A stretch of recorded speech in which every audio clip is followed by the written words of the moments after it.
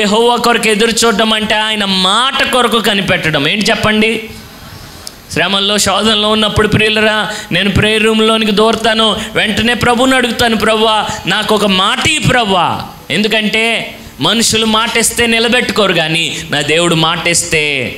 చిన్నప్పుడు ఒక మాట అనేవాళ్ళు, ఒట్టు తీసి గట్టు మీద పెట్టేశానుగా అనేవాడు స్నేహితులు. మనుషులు ఒట్లేస్తే అలాగుంటే ప్రియులరా నిలబడరు, కానీ దేవుడు మాటిస్తే మాట తప్పని వాడు. దేవునికి స్తోత్రం. ఆయన అంటాడు, ఆకాశం భూమి గతించిన నా మాటల్లో పొల్లైనా. ఆయన మాట కొరకు కనిపెట్టండి, యెహోవా కొరకు ఎదురు. మీరు సమస్యలిపోయినప్పుడు ప్రియులరా మీరు బైబిల్ తెరవండి, లేకపోతే ప్రభువుని అడగండి, ప్రభువా నాతో మాట్లాడు. సేవకుడు ద్వారా మాట్లాడతాడు, ఒక్కోసారి ప్రసంగం ద్వారా మాట్లాడతాడు, ఒక్కోసారి పరిస్థితుల ద్వారా మాట్లాడతాడు, ఒక్కోసారి బైబిల్లోంచి మాట్లాడతాడు, కళల్లో మాట్లాడతాడు, దర్శనాల్లో మాట్లాడతాడు. దేవుడు మాట్లాడే దేవుడు కానీ ఆయన మాట కొరకు కనిపెడితే ఆయన మాట నీకు వినబడుతుంది, లేకపోతే ఆయన మాట నీకు. ప్రియమైన సహోదరి జాగ్రత్త వినాలి. ఓ రోజు అమెరికాలో ఉద్యోగాలన్నీ ఊడిపోతున్నాయంట, ఆర్థిక మాంద్యం, రెసిషన్ వచ్చింది. అలాంటి సమయంలో ఒక పోస్ట్ ఉందని చెప్పి పేపర్లో పడ్డదంట, ఒక ఉద్యోగం ఉందని. ఏంటా ఉద్యోగం అంటే టెలిగ్రామ్ ఆపరేటర్. టెలిగ్రామ్ తెలుసా మీకు? పూర్వకాలంలో ఉండేది, ఫోన్లు కాకరకాయలు లేని కాలంలో టెలిగ్రామ్ అని ఉండేది. టెలిగ్రామ్ అంటే ఏంటంటే అదొక మిషన్ అన్నమాట. ఎవరికైనా అర్జెంటుగా సమాచారం పంపించాలంటే ఆ మిషన్ ద్వారా పంపించేవాళ్ళు. ఆ మిషన్లో శబ్దాలు ఎలా వస్తాయి, ఎలాంటి శబ్దాలు వస్తాయి, ఒక్కొక్క అక్షరానికి ఒక్కొక్క శబ్దం అనమాట. ఆ శబ్దాన్ని బట్టి ఆ అక్షరాలని పేపర్ మీద రాసుకుని దానిని తెలుగులోకి, హిందీలోకి, ఇంగ్లీష్ వాళ్ళకి, ఆ ప్రజలు ఏ భాష మాట్లాడితే ఆ భాషలోకి తర్జుమా చేసి ఆ సమాచారాన్ని వేగంగా అందించడమే టెలిగ్రామ్ ఆపరేటర్ చేయాల్సిన పని.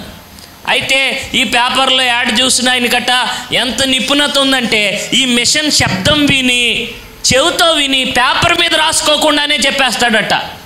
చాలా నిపుణత ఉంది. అనుకున్నాడంట ఈ ఉద్యోగం నాకే వస్తుంది ఖచ్చితంగా అని చెప్పి ఫైల్ అట్టుకుని, సర్టిఫికెట్లు అట్టుకుని పరిగెత్తుకుని వెళ్ళాడంట ఆఫీస్కి. ఉద్యోగం ఇస్తా, అసలే ఉద్యోగాలు లేవు కదా, అలాంటి టైంలో గిరాకీ ఎక్కువ ఉంటుంది కదా. ఈయన వెళ్ళేసరికి 100 మంది కూర్చుని ఉన్నారంట ఉద్యోగం కోసం ఎదురు చూస్తా. నాకేమవుతుంది ఇంకా అని కుప్పకూలిపోయి కుర్చీలో అలా కూలబడిపోయాడంట. కూలబడిపోతే ఈ నెంబర్ ఎక్కడో ఉంది వెనకాల. ఆఫీస్ రూమ్లోంచి టెలిగ్రామ్ శబ్దం వచ్చిన శబ్దము వినబడుతుందంట, ఆ మిషన్ శబ్దము వినబడుతుందంట. ఆ శబ్దం విని ఆఫీస్లోకి వెళ్ళిపోయాడట. వాళ్ళందరూ పిలుస్తారని ఎదురు చూస్తుంటే అందరికంటే వెనకాల వచ్చినవాడు ఆ శబ్దం విని ఏం చేశాడు, లోపలికి వెళ్ళిపోయాడు. లోపలికి వెళ్ళిపోయి బయటకు వచ్చి గట్టిగా సంతోషంతో అంటున్నాడంట, నాకు వచ్చేసింది ఉద్యోగం అంటున్నాడంట. అందరికి ఒళ్ళు మండిపోయిందంట. ఎప్పుడు వచ్చావురా నువ్వు, ఎవడరా నేను లోపలికి వెళ్ళమందని కాలర్ పట్టుకున్నారంట, కొట్టబోయారట. అన్నాడట, కొట్టకండి బాబు, నా మాట సరిగ్గానండి, ఇందాక నుంచి లోపల ఆ మిషన్ శబ్దం వినిపిస్తుందా మీకు? నువ్వు రాకముందు నుంచి ఆ శబ్దం అలాగనే వస్తుంది. ఇంతకీ ఆ శబ్దం ఏంటో తెలుసా? ఇది అర్థమైన వాడు లోపలికి రండి, సర్టిఫికెట్లు చూడకుండా ఉద్యోగం ఇచ్చేసి పంపించేస్తామంటున్నారు. మీకు అర్థమైంది? ఎంతకి మీకు అర్థమైందా?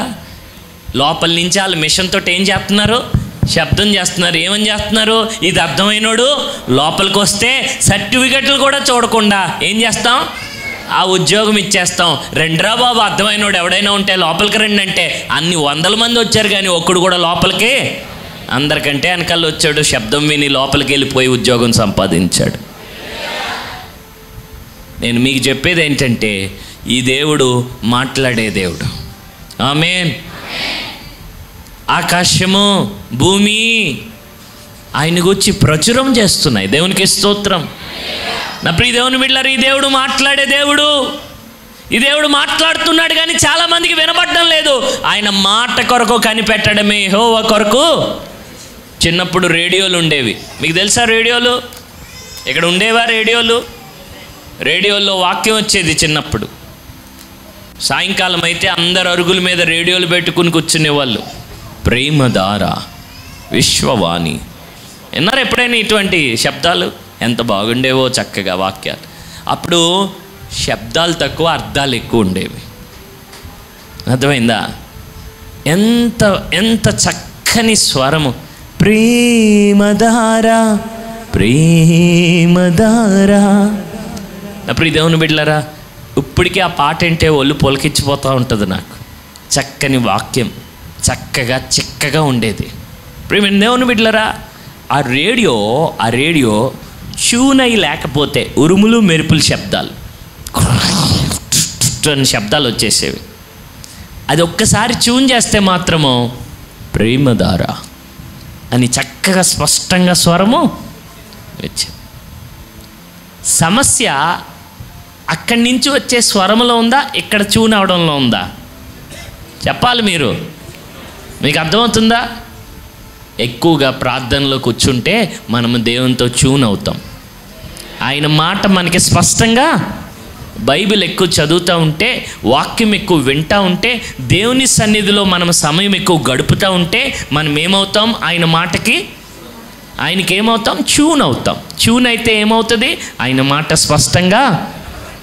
ఒకసారి ఒక ఆయన స్టాన్లీ జోన్స్ అని ఇండియా దేశానికి మిషనరీగా వచ్చేసాడు, గొప్ప సేవ చేశాడు. ఆయన విమానం ఎక్కుతున్నాడంటే ఇండియా రావడానికి, సేవ చేయడానికి. విమానం ఎక్కుతుంటే దేవుడు అన్నాడంట, ఎక్కొద్దు అన్నాడంట. ఎక్కొద్దంటే ఆగిపోయాడంట. ఆగిపోయాడేమో ఆ విమానం ఎక్కిన వారితో పాటు వెళ్ళిపోయింది గాలిలోనికి. కొద్ది సమయంలోనే విమానం కూలిపోయి అందరు చచ్చిపోయారట.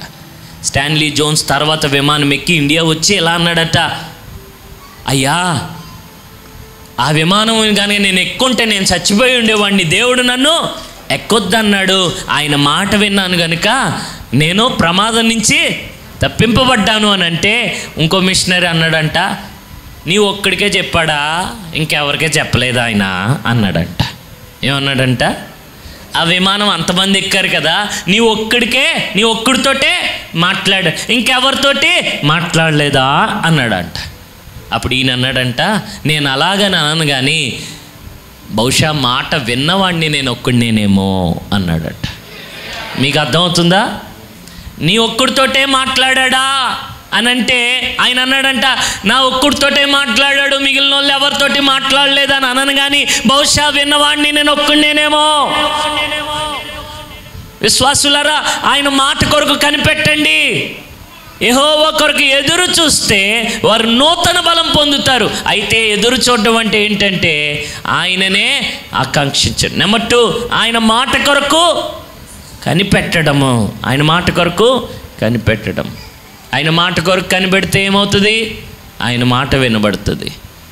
ఒక్కోసారి ప్రియులరా, శ్రమలో నుంచి విడుదల కంటే ముందు ఆయన మాట వినపడంగానే గొప్ప బలం వచ్చేస్తుంది. దేవునికి స్తోత్రం.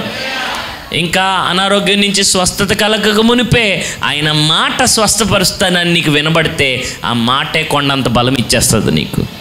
ఆమేన్.